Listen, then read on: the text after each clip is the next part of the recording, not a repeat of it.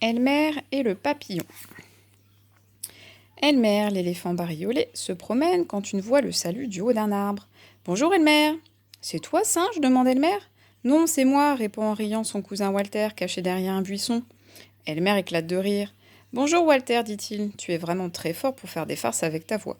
Je continue ma promenade, à plus tard. » Elmer reprend sa promenade lorsqu'il entend appeler « À l'aide, à l'aide !» Elmer sourit et dit « Ça suffit, Walter, montre-toi !» La voix poursuit « À l'aide, je suis pris dans un piège !» Elmer pouffe de rire. « Si c'est toi, Walter, dit-il avant de s'interrompre brusquement. Ce n'est pas Walter, mais Papillon, piégé par la chute d'une branche. » Pauvre Papillon, dit Elmer, et il soulève la branche pour le libérer. Merci, Elmer, c'est arrivé pendant que j'explorais ce rocher. Mais crois-moi, je te revaudrai ça un jour. Je t'en prie, Papillon, n'y pense plus, dit Elmer. Si tu as besoin de moi, prononce simplement mon nom, dit Papillon. Où que je sois, je t'entendrai. Un papillon qui sauve un éléphant, elle est bien bonne celle-là, dit Elmer en poursuivant sa promenade.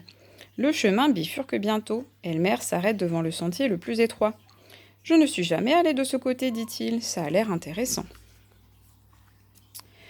Les trois sentiers quittent brusquement la forêt et serpentent les bords à pic d'une falaise. C'est dangereux, dit Elmer, et le sentier ne mène qu'à une simple grotte. Je vais rebrousser chemin. Oh là là, reculer n'est pas très facile. Je vais aller dans la grotte et faire demi-tour, et rentrer en marchant normalement. Elmer est presque arrivé quand le sentier commence à s'effondrer.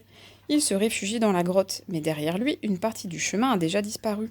« Oh non !» s'exclame-t-il, « je ne peux plus m'en aller, à l'aide !» crie-t-il. Mais personne ne répond. « À l'aide !» répète-t-il sans plus de succès. « Ils sont tous beaucoup trop loin, pense Elmer. Je vais essayer Papillon. »« Papillon, à l'aide !» crie-t-il. Il veut renouveler son appel, mais Papillon est déjà là. « Oh, Papillon, Dieu merci !» s'écrie Elmer. « C'est maintenant moi qui suis pris au piège. Le sentier s'est effondré. »« Ne t'inquiète pas, Elmer, le rassure Papillon. Je vais chercher de l'aide. »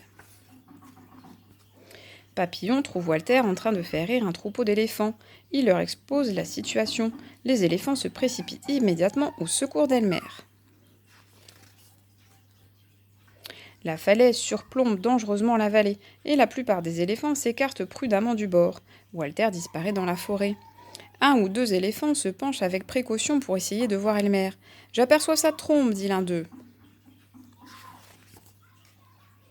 Walter surgit au galop. Il traîne une longue liane bien solide.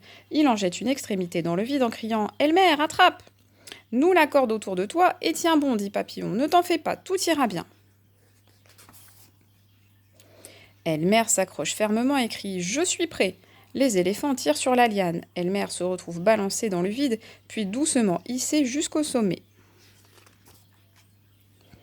Elmer est sain et sauf. Il remercie tous ses amis, et plus particulièrement Papillon. « Qui aurait cru qu'un papillon sauverait un jour un éléphant ?» dit-il.